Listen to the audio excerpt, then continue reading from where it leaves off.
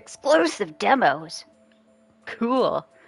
Uh, welcome. It's the beginning of Too Spooky. It's the beginning of Too Spooky. This new timeout links. Ooh. Um, it's the beginning of Too Spooky, which means that this is the beginning of when we. Oh, I need to fix that. It's the beginning of when we raise money for charity. So, welcome to Too Spooky, everyone. Woo!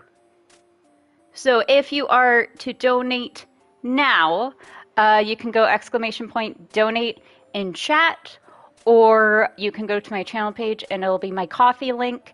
If you donate from now until the end of October, we will be donating money collected at the very end to charity. The charity this year, of course, is the Trevor Project.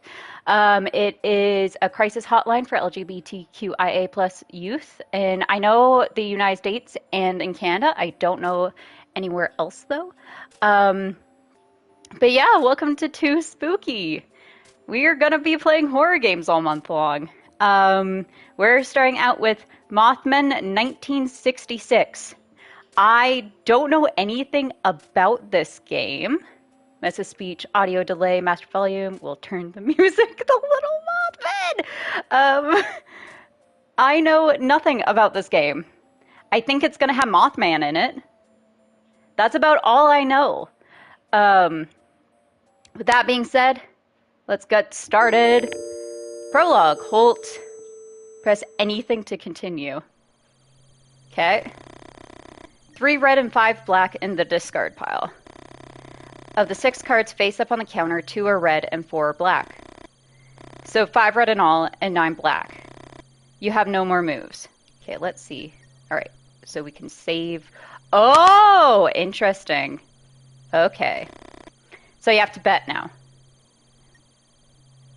I'm gonna bet on black. A large majority of the face-up cards are black, and you know that betting against the streak is usually dangerous. Even though you've already chosen, you decide to stay away from the counter. You can't bear losing again. You think of your grandma, Elise, trying to win at solitaire for over 60 years. To take a deep breath and keep sweeping. Or you take a deep breath and keep sweeping. Wonder... No, I don't know... Oh, triangle button. Oh, okay. It's just... Gotcha. Elise has been paralyzed from the waist down since she was 21. Your mom was only 2 months old. The winter Elise taught you to play solitaire, your parents and sister had been dead for almost a year, and you'd already begun to forget their faces. Wow, we're really just starting, huh? Although you cook for her, do her laundry, bathe, and even dress her, it still feels like she's the one taking care of you. You close your eyes and almost feel Elise stroking your hair. You're 11 years old again, kneeling next to her bed, crying your heart out. Hello, Theo! How are you doing? Welcome to Too Spooky, bud. Suddenly the bell rings and you feel an invisible force trying to drag you into the present. Look through the window, keep your eyes closed. I'm doing good, thank you. How about you? We're gonna look through the window. Those fucking kids. The first sprout is followed by 2 more. They step on the hose and activate the bell for a second and a third time. You don't know what comes over you, but you yell some things at them that you're too ashamed to remember. You justify yourself thinking that they might be the ones who got into your garage that night and stole some parts of the replica machine gun you're building. You won't let anyone mess with your project. And the Winnen's steam machine gun is the jewel of your collection. Don't ask me, I don't know. The kids yell at you, old freak, and laugh, sheltered by the distance. Deep down, you know that it can't beat them. How would they know which part of the machine gun were worth stealing? Anyway, the guard dog's being brought over in a few days, and you'll be able to stop worrying. Go back inside. Why would we check the hose? We know the hose works. You try to calm down. You look at the shelves and think of the solitaire grandma taught you. Your grandma always said that everyone has their place in the world, and that people keep dancing around it without ever reaching it. To win this solitaire, you have to stop dancing. You know that the chances of winning are incredibly low. Almost 0. You can't bring yourself to turn over the next card and decide to start sorting the shelves instead. Doing simple jobs build up your self-confidence. and provides you some illusion of control. All right. Upper, middle, or lower, Theo? If you are still around, which one? Which shelf should we do? We got on the upper shelf a bottle and 2 boxes, a middle, a can, a bottle and a can, and on the lower, a can, a box, and a bottle. Or anyone else. Upper. All right, Kwai. Kwai beat you to it. How are you doing, Kwai? The bottle, box. Let's take the box. There's 2 of them. Replace something from the upper shelf. Replace something from the middle shelf. Oh, I gotcha. I know what we're doing here. We'll swap that. Box. The can. The bottle. Upper. Empty. Check shelves. The illusion of control trophy earned. Sort shelves. Good. 1 type of product on each shelf. Okay.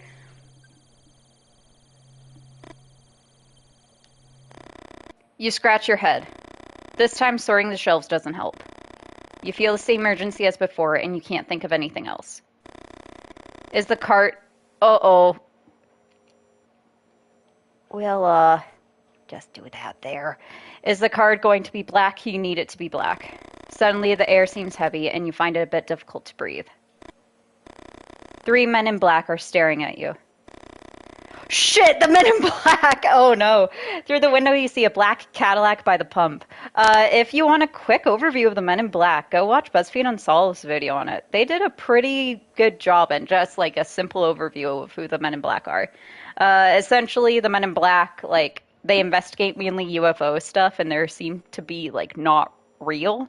Like, they all share the same face and stuff. It's weird. Yes, you wish you'd asked them how they got into the station without you hearing the door open. Or how they left the car there without the bell ringing. But that trembling yes was the only thing you managed to utter. The moose. The moose? After a few seconds of not receiving any response, you decide to break the silence. Give them directions to the moose. Ask them what's up with the moose. Here's directions, bud. Continue straight until the first crossroads and turn right. After a while, you'll see the bar past the barn with the painted cross. You can't miss it. None of the men in black open their mouths. Every second that passes, the smile in your face. The smile in your face feels more and more ridiculous. The moose. You bought a woman a whiskey. You don't know if it's the right move, but you try to relax and be more friendly. Do you know of a more effective way to socialize? You told her the dream about your grandma. A chill runs through your body. It's been a few weeks since that night. And even though you had a good time with Martha and have no regrets, something about the way these men in black ask their questions make you uneasy. What do you want to know? Granny in the forest. One of the men farther back lets out a cracking noise. You look at him believing he's laughing, but the man in black's expression doesn't change. Ask them why they want to know. Tell them about your dream. What is happening?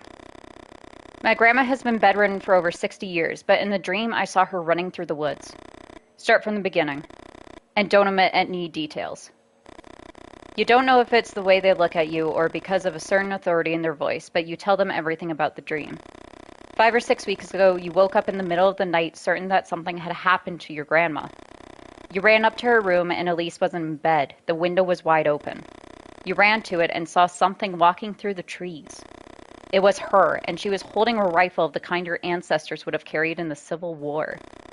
You tried to call out to her. Your grandma started running and shot 2 or 3 times into the blackness of the forest? Huh. You were about to go down to find her when a winged figure with glowing red eyes appeared in front of the window and screamed, "Fucking it's the boy! It's Mothman!"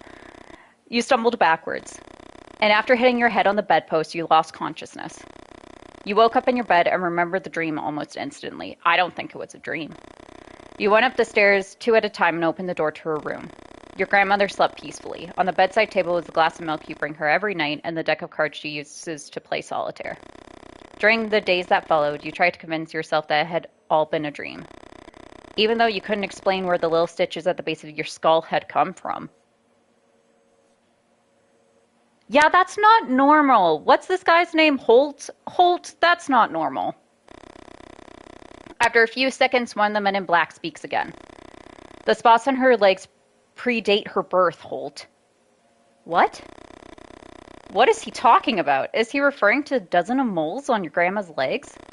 And what do they mean by saying those spots, quote, predate her birth, end quote? Elise always makes the same joke when you sponge her calves.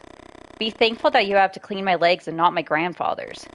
According to what she told you, her granddad had been shot dead by an experimental weapon early in the Civil War when his legs were ripped to shreds. Oh!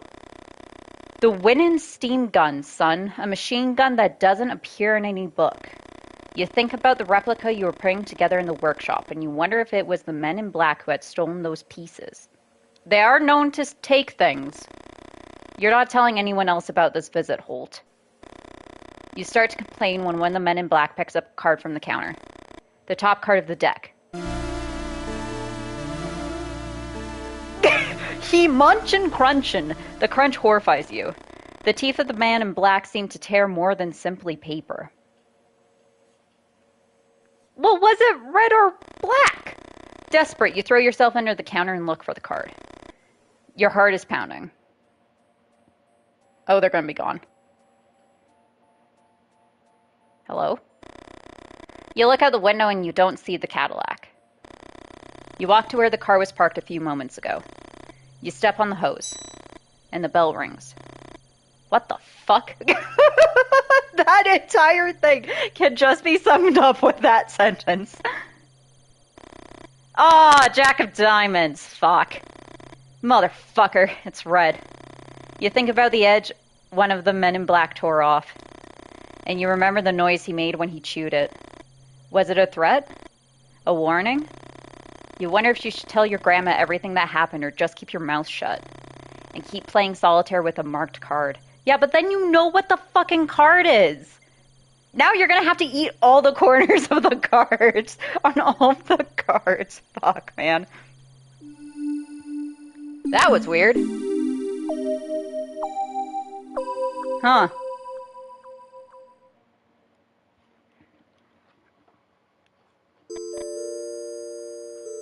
Oh, chapter 1 is Lee. I'm just gonna put the donate link, because guess what? It's Extra Life. Not Extra Life. It's too spooky. I don't know why I said Extra Life. Alright, Lee. What's up with you, Lee? What's wrong? I told you, it's nothing. That damn pause again. There's something she's not saying. Oh shit. Is she pregnant? The Mustang purrs. You shake your head, feeling sad inside. The sound of an engine hides no secrets. Lee, you're right. You bite your lip and sigh. Why is everything so damn hard? Victoria settles into her seat. Let's start over, okay? Where are we going? Fucking you can just not answer her question? Fucking serial killer shit. Nah, we're answering it. It's a surprise. Please. No, Vic, have some patience. You'll never forget the sight. Oh, I bet you won't, bud. Victoria giggles and you think this is the best gift in the world. Oh, are we going to a lover's lane? It's 3 years before Zodiac. We should be okay. For a moment, you forget all the previous discussions, your obsessions. A giggle, a friendly gesture, making someone feel good ain't rocket science. You look at the clock and can't believe your eyes. You left your house on time, but you're pretty late. How could you step on the gas? Lee. Lee! You scratch the side of your head. Wow, you really hate being told how to drive. Lee. Why doesn't she just tell you to slow down? You take your foot off the gas. Thanks. You're trying your best. You really think Victoria could be the one? Aww, okay. Let's make sure to save here. Yeah, I'm fine overriding that. The one. Your dad once said the perfect woman doesn't exist. Couples form when people get tired of looking and just give up. Holy shit, Dad is a savage. You remember your mother's rants, all those women's names she ratted off as if they were part of an endless grocery list. You won't end up like him. Anything but that. You try to smile and force yourself to be more cheerful. You want a clue? Yes. Victoria looks into your eyes and you feel a warmth on your face that takes you by surprise. You felt the same thing the first time you saw her in college. You keep looking at her for a few seconds that seem like forever. What, do I have a booger? Yes, Victoria, that's exactly what's happening. Where you can't help laughing out loud and have a hard time containing the urge to kiss her. You're driving, sir! Give her a clue about the origin. Give her a clue about the date. Give her a clue about the myth. Alright, origin, date, or myth, guys. Which one?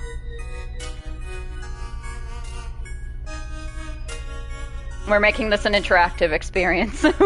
Which one? Are we gonna go visit Mothman? Is that what we're doing? Because that would make sense for origin and myth. I don't know what day it is, other than it's 66. Yo, hey Nick. What do you want to learn? You want to learn about the origin, date, or the myth? And how are you, also, by the way? Because I don't know. I don't know which one to do. Origin? Cat. It comes from far away. Victoria makes a gesture for you to complete the sentence. You just shrug. It comes from far away. I mean, that could be anything. You're good? That's good. Guess then. The circus? Cold. Oh, okay, we have to give her all 3 clues. It's fine. Alright, the date. It happened 100 years ago. Okay, this is not Mothman. Civil War? Was the Civil War in 1866? No, I don't know. Victoria answers almost immediately. After all, you're both majoring in history. The end of the Civil War. I sense a theme here, guys. No, not in 1865. I mean exactly 100 years ago, Vic. Oh, let me think then. You're running out of time. There was a cholera outbreak in 1866, right? Freezing cold. And how twisted do you think I am to set up a date themed around a cholera outbreak from a century ago? Alright, the myth. One would be a source of superstition, but we're talking thousands. A source of superstition. A black cat? I have no idea either, Nick. Victoria looks at you expectantly, desperate to be right. No, Vic, just give me a minute. You won't guess it unless you reach out to open the glove box and Victoria grabs your wrist. There, leave it to me. Victoria opens the glove box and examines its contents. A folder, a box, a flashlight. What are you looking... Are we going cold case hunting? What the fuck? What are you looking for exactly? Tell her to look at the folder, tell her to look in the box, tell her to look under the flashlight. Let's go box. Victoria takes out the box and opens it. Let's see what you've been hiding. You think about saying something, but you instantly regret it and keep your mouth shut. Spare change, a lighter, a pack of cigarettes. Nothing to worry about, I reckon. Keep looking, please. Alright, folder. Victoria opens the folder and examines the documents. Some papers, insurance details. Do you want me to read some of this? You shake your head. Okay, I guess it's under the flashlight. A book. 1966 Shelby Mustang. The car handbook? No, not that. What else? Tell her to see if there's something more. Already got everything out. 1 second, there's this too. Victoria stretches out her hand and you finally grab the map you wanted. It was folded against the bottom of the glove box. You start talking and Victoria interrupts you. Hold that thought while I put everything back. You put the map on the dashboard while Victoria puts away the folder, the box, the flashlight. Vic, you know I like it tidy in there. Ha, very funny. Vic flicks through the box she found. Or the book she found, sorry. Red badge Why can't I speak? Red Badge of Courage? Haven't you read this book 1,000 times already? You know she's testing you. Vic knows exactly why you carry it everywhere. The novel that portrays the era you're obsessed with like no other. What the hell is this? Suddenly you remember you're using the pencil sketch that Victoria drew of you in one of your classes as a bookmark. Aww, that's cute. A sketch she begged you, with tears in her eyes, to destroy, and you swore you already had. Uh-oh, Spaghetti-O. I don't understand how people survive before GPS. Me fucking either. Like, I have no... I can't read a map for shit. Vic, I'm sorry. I swear. Watch out! Uh-oh. You swerve to avoid a shape in the road. Victoria looks back. Lee? We almost ran that thing over. You put your hand on Vic's shoulder, trying to reassure her. Victoria points ahead. Just keep your eyes on the road, please. She's doing it again, telling you how to drive. We really fucking hate it when Victoria tells us how to drive. At least this time she came right out with it, instead of just saying Lee disapprovingly. You try to control yourself, but it's hard. Lee, it's not just this last thing, but the buildup of all the small gestures. You take the map and throw it on her lap. Victoria raises her arms in disbelief. The Leonids, Victoria. We're going to have dinner watching the Leonids. I don't know what the fuck that is. Victoria says nothing. Forgive me for trying to arrange the perfect date. You try to keep silent, but you can't hold it in. A meteor shower. A phenomenon associated with the passage of the Temple-Tuttle Comet every 33 years. Victoria keeps staring ahead. In 1866, there was one of the most spectacular meteor showers ever recorded. I saw some lithographs in the library. Victoria doesn't even move. Everyone makes a wish on a shooting star. Imagine how many wishes you can make with thousands of stars shooting through the sky. Victoria settles in her seat. I bet you it's a cloudy night. You know what, Lee? Shut up. Oh, shit. You've never heard that tone before from her. Just keep quiet until we reach. She pauses as she examines the map you threw on her lap. Holt Station? You feel your heart pounding. Your hands are shaking. That's what she wants? For you to keep quiet? For you not to say a goddamn word? Uh-oh, I have a feeling bad things are gonna happen. Your hands grip the wheel tight, all the preparations you made for tonight. Can this fruit fly fuck off? Your friend Freddie had worked out the ideal place to see them in all their splendor, away from the city lights. And when you noticed Holt Station was inside the area, you didn't hesitate. What the fuck is Holt Station? But now Vic has ruined it. Uh-oh! The boy! The boy! What the fuck? Oh shit! Oh my god! It's not the boy, it's a bat. But holy fuck. What the fuck? Something hits the Mustang's antenna. What the hell is that? Stop, please, stop. Stop the car! Don't... We're fucking stopping the car, you fucking serious? You slam on the brakes. Instinctively, you put a hand in front of Victoria to keep her from hitting the windshield. Because guess what? Seatbelts aren't a thing, and, fucking airbags aren't a thing. Welcome to 1966, everyone. You get out of the car and find a dead bat in front of the headlights. The animal had hit the antenna and somehow got entangled. Oh! You can't believe it. What are the odds of something like this happening? Don't bats have some advanced echolocation system, like a submarine sonar? Also, if you hear squeaking, it's Opal. What starts as a simple grunt in your throat emerges as a helpless scream. Fuck! This is what I get for trying to do something different. We should have gone to the movies. Yeah, because a bat is what's ruining the night, Lee. Lee. Vic's whispering. Uh-oh, it doesn't take long to see why. Over there. The coyote is watching you from where the dark of the forest meets the light of the moon. Vic, we got this. It's not interested in us. You point to the dead bat. They're scavengers. You hear a growl that quickly multiplies. Suddenly, you're surrounded. This seems like a good time to save. It's not the first time you face coyotes in the woods, but you aren't taking any chances. When I say run to the car as fast as you can, you try to recall all the advice you heard for situations like these. I believe when it's coyotes, you're meant to make as much noise as possible. Make lots of noise, wave your arms around. One of the coyotes in front of you approaches. Yell and gesture, run to the car.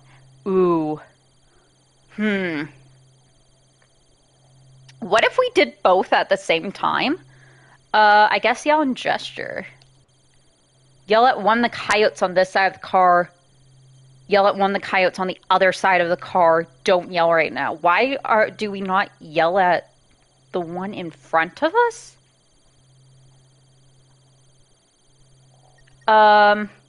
Guess on this side of the car.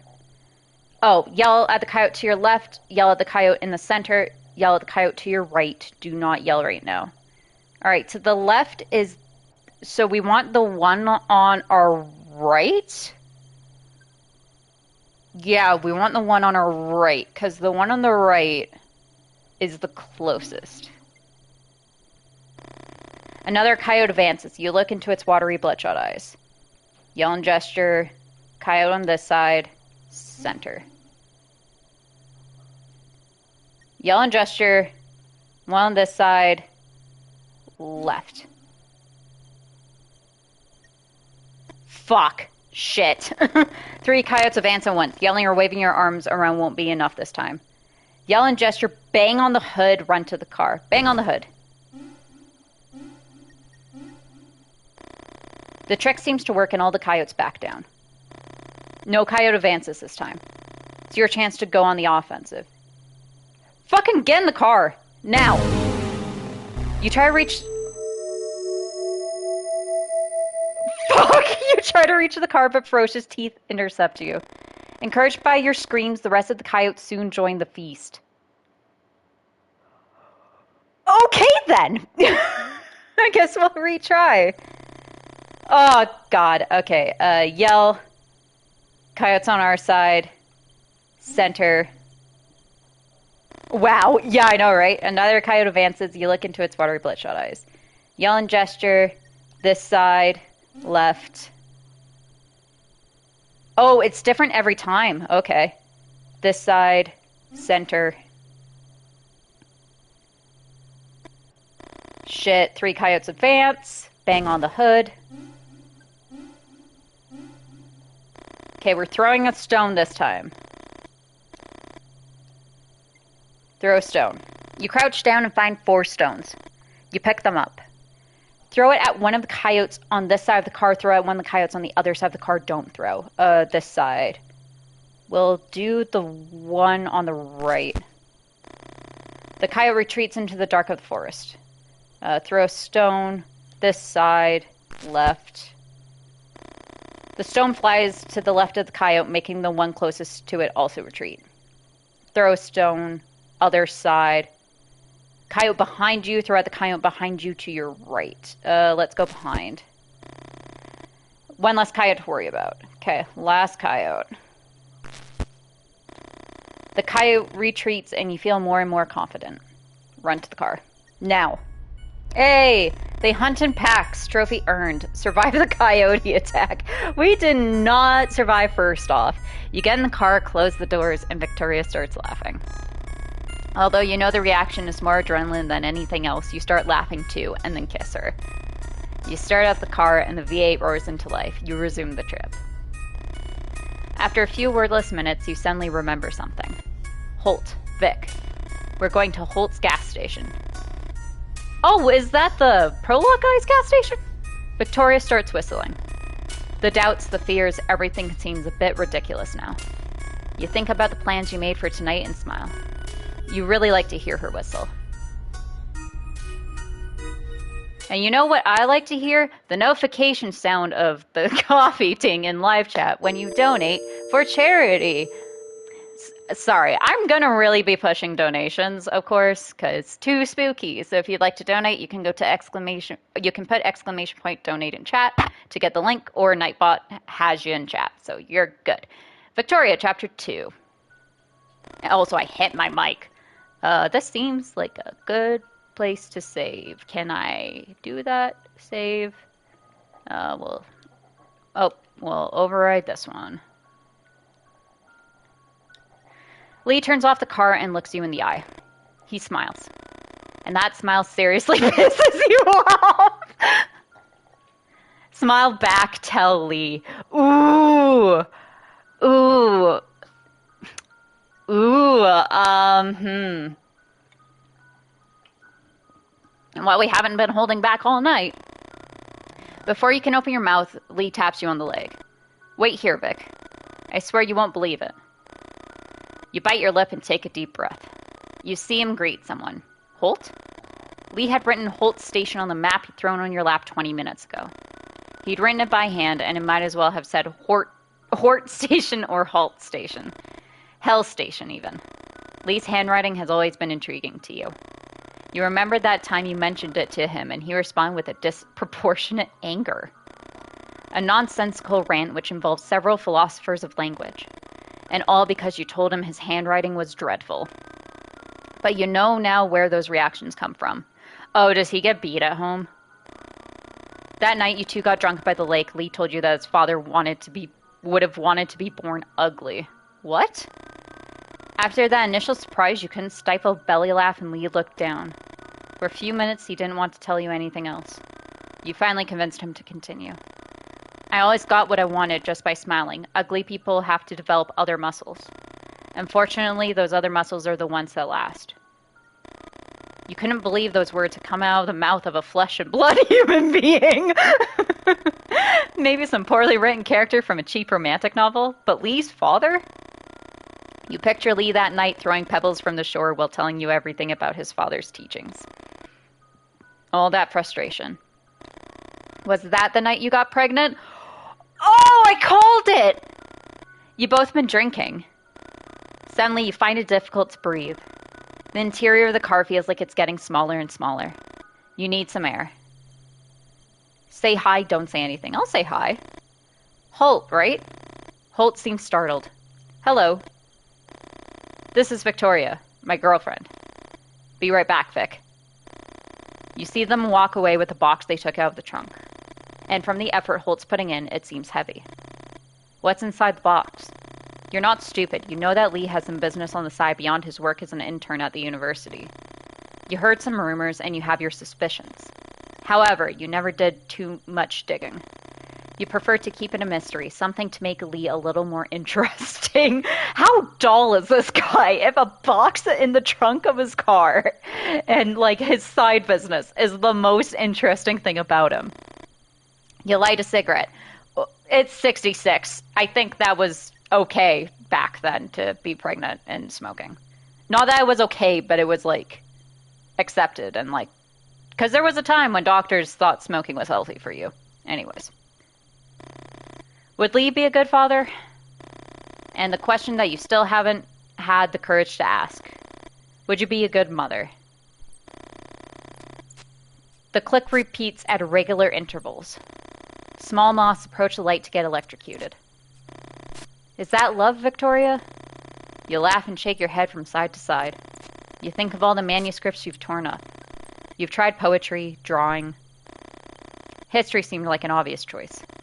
You don't need any talent to be a historian. You need patience, though. Oh, hey, it's a man.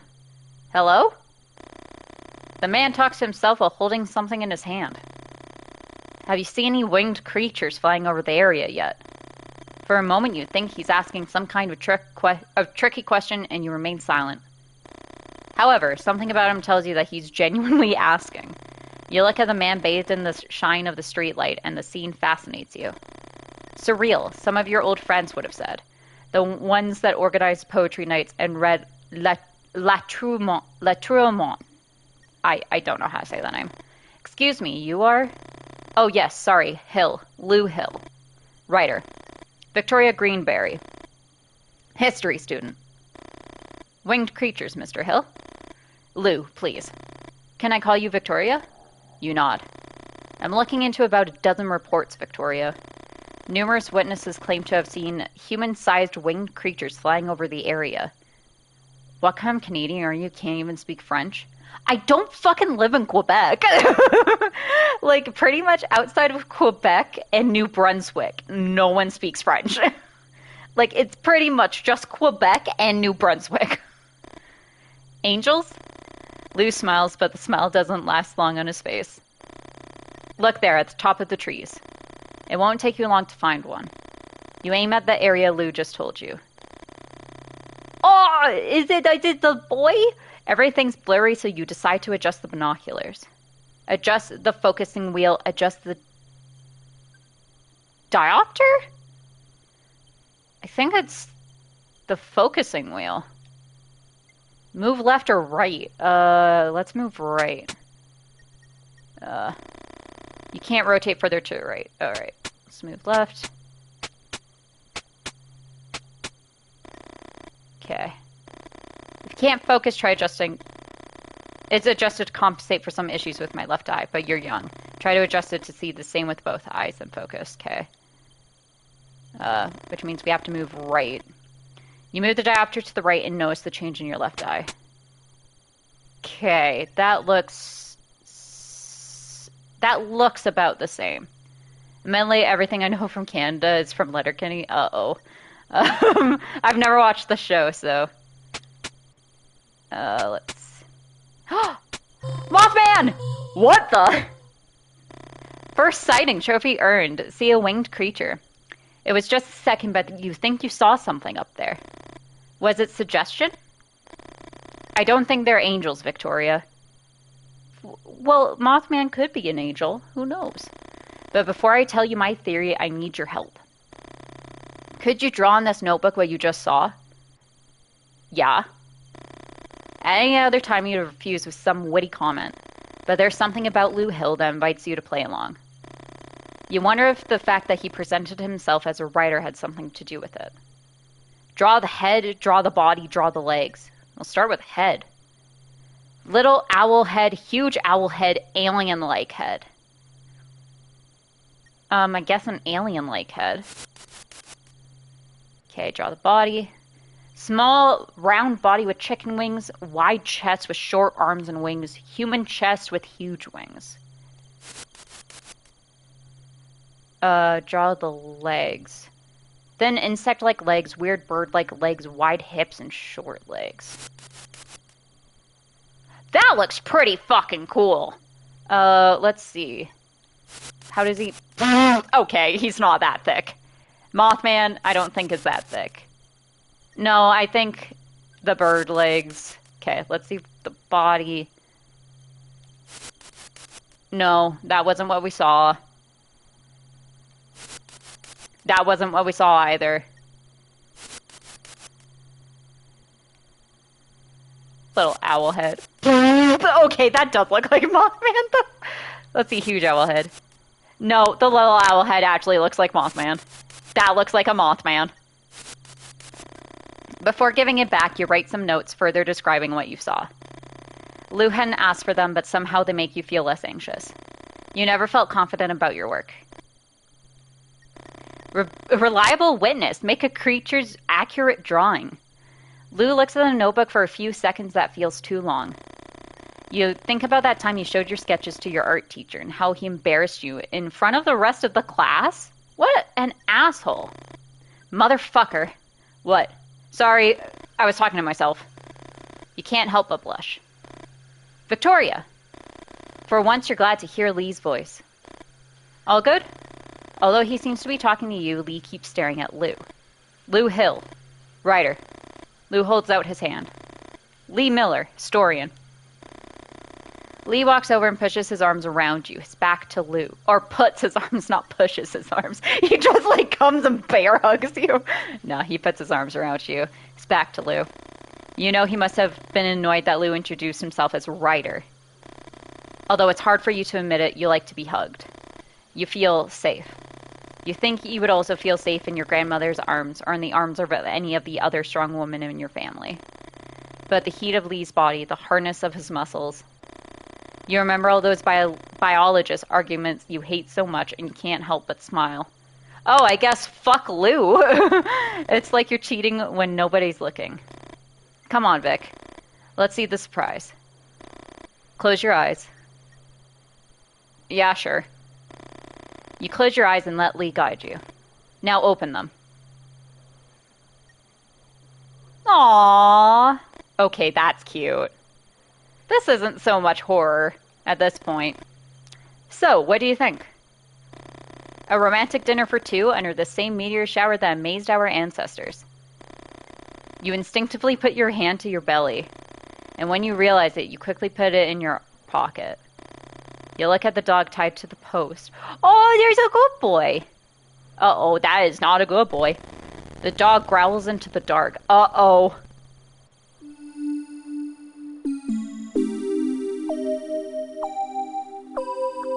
Chapter 3. Oh, I guess so. Chapter 3, hold. Okay, so it looks like we're gonna rotate around this cast. You've known Lou Hill for a few months now. The first time you talked to him was at the Moose. Lou was looking for information about some unusual lights in the sky. Nobody would talk to him. Before going to the restroom, you went over to his table and suggested he buy people a drink first. When you got back, Lou was already talking to Rick and Stella, their tongues sufficiently loosened. Lou raised his glass in your direction and smiled.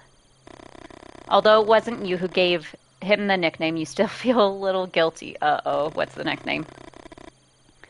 Since that night, most locals refer to him as Lou Refill Hill. Oh, no! What do you recall about the encounter with these men in black?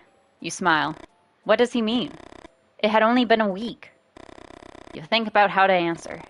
You know Lou. He loves asking questions.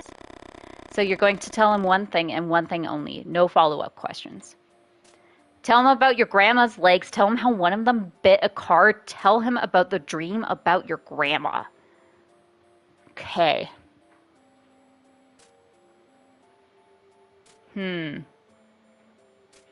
Guess we'll go with the card bite, because that actually pertained to, like, something they did. One of the men in black bit a card and told me not to tell anyone about their visit. Lou listens carefully. He seems to hesitate, and you seize the opportunity to change the subject. You know otherwise he'd keep asking you about the encounter all night. Red or black? What? The card. Red. You turn over the card. It's red. Good. It's the solitaire my grandma taught me. No one could ever win it. Lou suddenly seems interested. And how do you play it? Explain it or not now. We have time. Rules are simple. But winning? There's a reason why it's called the impossible solitaire. Let me show you. Oh, okay, we're actually going to learn.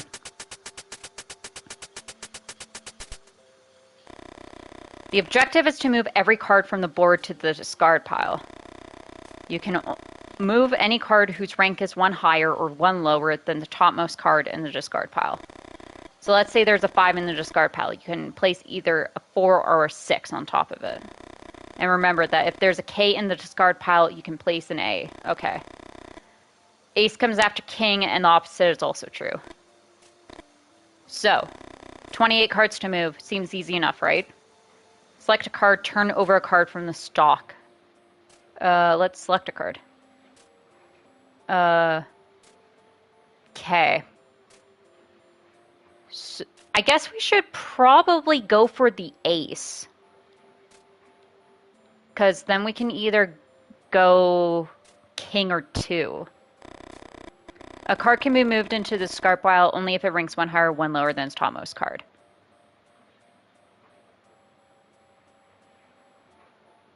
Oh, so we have to select a 4 or a 6? Let's see if we can do a 6. Yeah, okay. Oh, then a 7? I don't know what is the discard pile.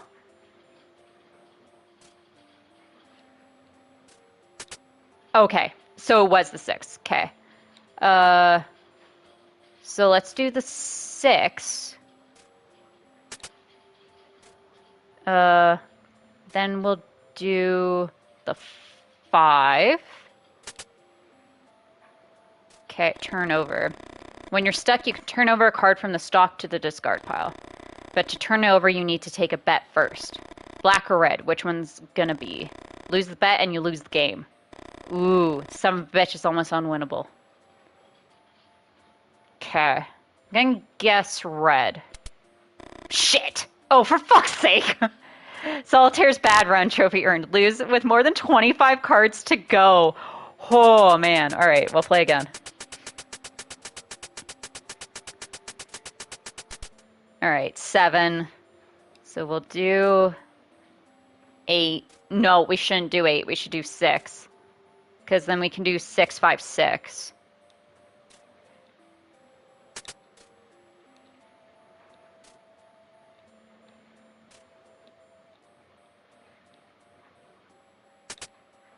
Five, 6. Okay. Let's bet about black. Shit! Okay.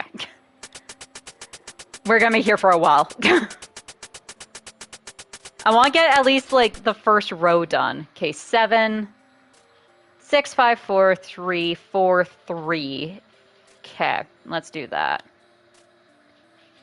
So, 6, 5,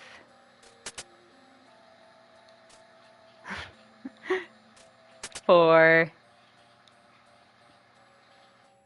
Just cheat? What do you mean? I can't just cheat. 4, okay. We'll do this 4. And then we'll do that 3. Okay. Let's bet red. Fuck! Alright, we'll do one more. I guess I could save, but then it'll probably randomize it. Alright, ace is not our best bet. We could get a 3. Okay, so it's either ace or 3. And then we have to bet. Okay. No, we'll do the 3. Alright. It's red. Cool. Okay. That did not... Oh, I guess... It depends if Jack counts as a 10 or not. Let's see. No. Okay. So then we have to turn from stock. Gonna guess black. Fuck. Alright, lead the game. You hear barking from the back of the station. Trent. When they brought him in, they told me his name was Chase. Fuck it, it's Trent for me. You know Trent, right? From the Moose? Tall, prominent belly and a scar parallel to the growth of his beard. You laugh heartily. Lou Hill might be a bit of a pain in the ass, but no one could deny that he was good with descriptions. You think about the book he's given you. He signed it and everything. Where did you leave it? I call him Trent because he barks like Trent on open mic Tuesdays. Come on, let's go to the garage and see the machine gun.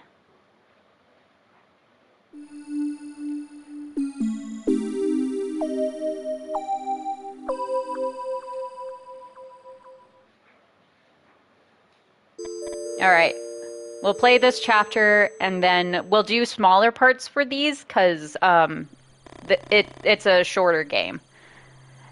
And also because I am tired. I've not slept well. So this is his idea of a special date. Looking at shooting stars while holding your hand.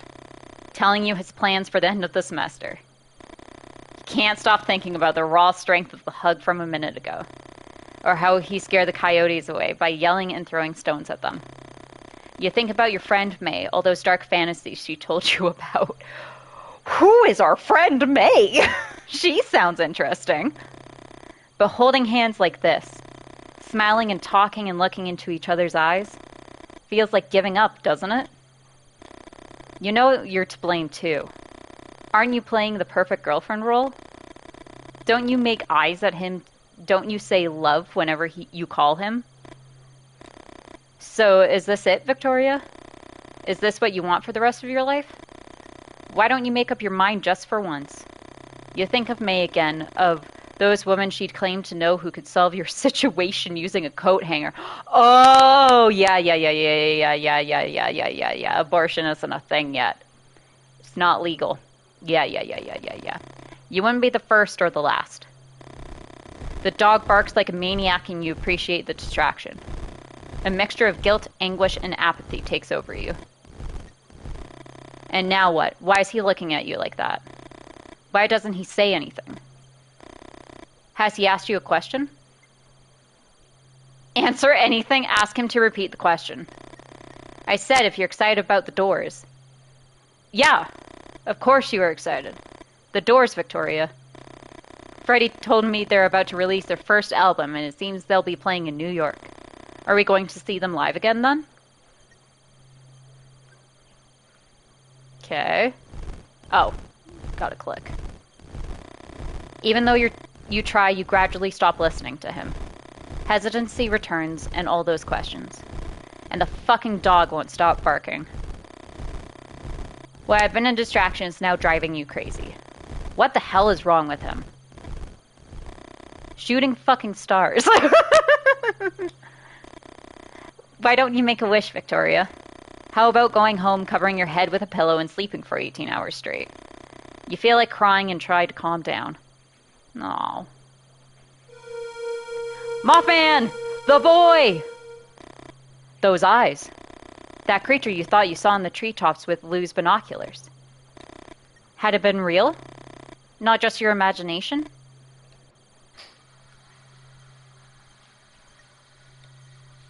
Vic! You know what? I'm tired of it already, exhausted. I've been trying and trying for more than 10 minutes. Can you tell me what's wrong with you? You stay silent. You need to think. But Lee's right. It's not fair to either of you. With so much noise, it's impossible for you to concentrate. You know they're all excuses, though.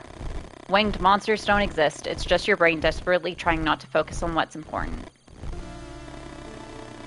The sun's scream chills your blood. Oh, holy shit! Mothman's taking the fucking dog, and silence takes over everything.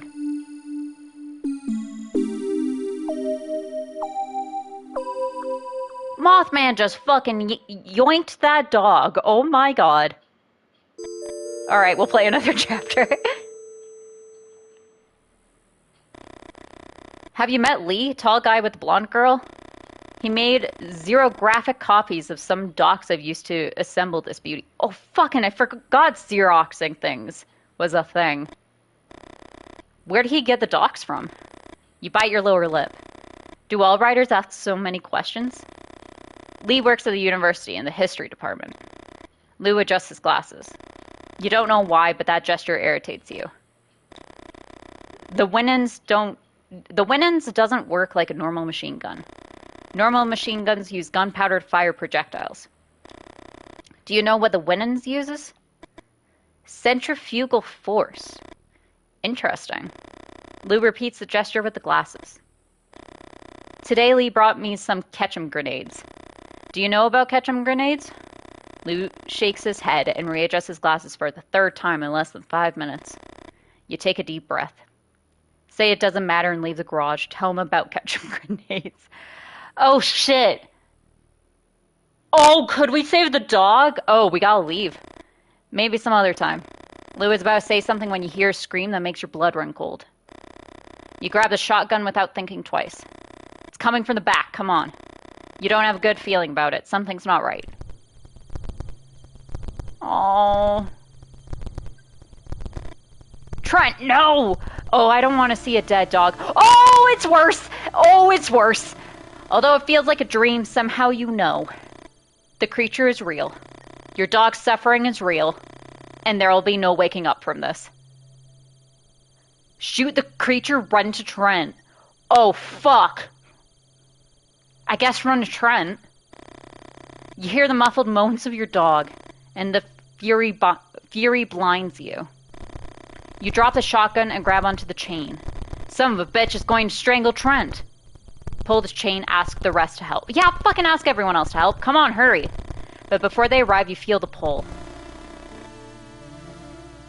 And the floor disappears under your feet. Fuck it, we're going for a ride. Oh, we died. Although you managed to hold on for a few minutes, you finally let go and fall into the thick of the forest. Tree branches penetrate your body and you die before reaching the ground. Alright, we'll retry. Oh no, we have to leave our dog! Fuck. Holt! You know you should hit the floor soon. Don't move. Listen to Vic, Holt. Her sister's a nurse. No bones seem to be broken. My dog. Victoria and Lee help you to your feet. Lou doesn't take his eyes off the winged creature for a single second. He let go. He just let go. What?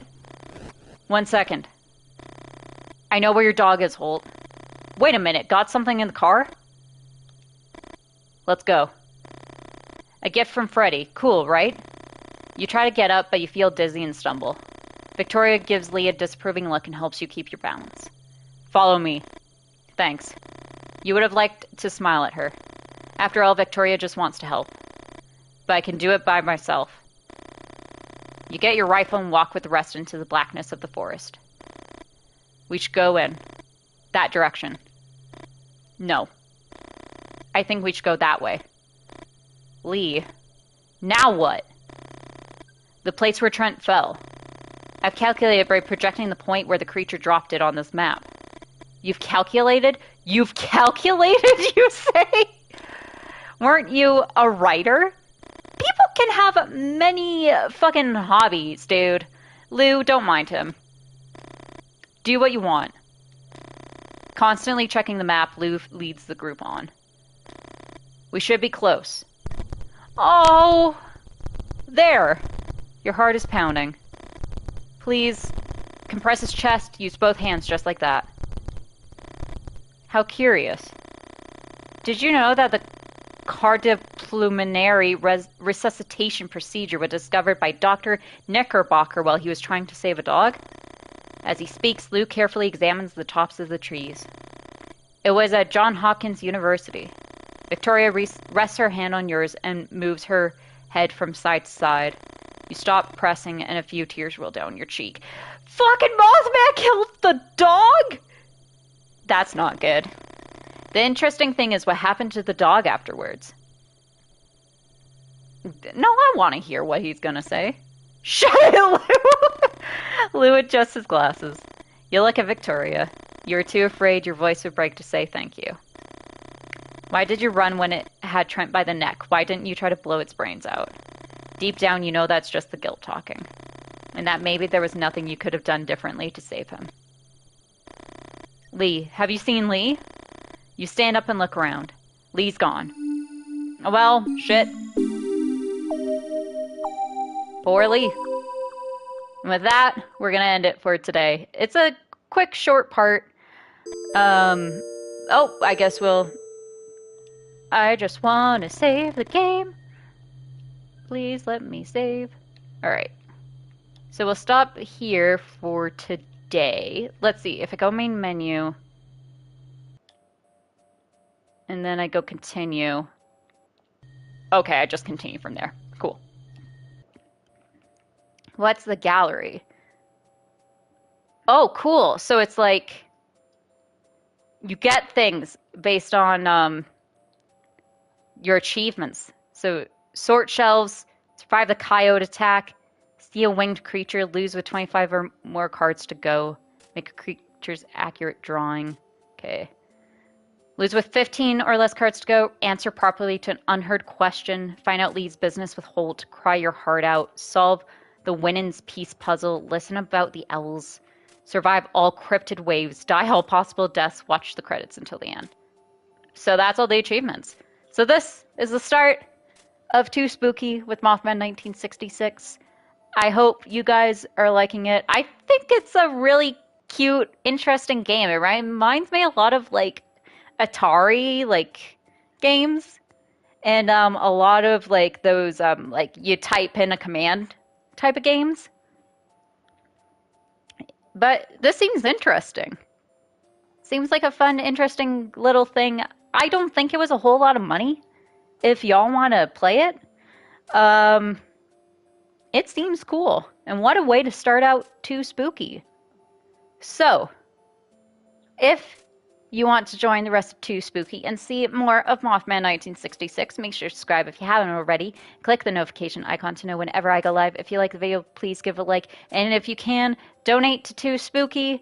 It is coffee.com/ThePorcelainGamer, spelled exactly like my username. If you donate, thank you so much. Our goal, of course, as it is every year, is $100. This money is going to the Trevor Project. If you cannot donate, please spread the word that we are raising funds for the Trevor Project and that every donation does help. For those of you who don't know, I matched to the first $100. So if we can raise more money than that, excellent. If we can't, that's okay. I know it's been a crazy year inflation-wise and cost-wise. So if you can't donate, please just spread the word that we're doing Too Spooky and that we are raising money. So with that being said for today, thank y'all so much for watching. I love you as always, and I'll see you not tomorrow. Tomorrow I'm busy. Probably Thursday. I'll see you next time.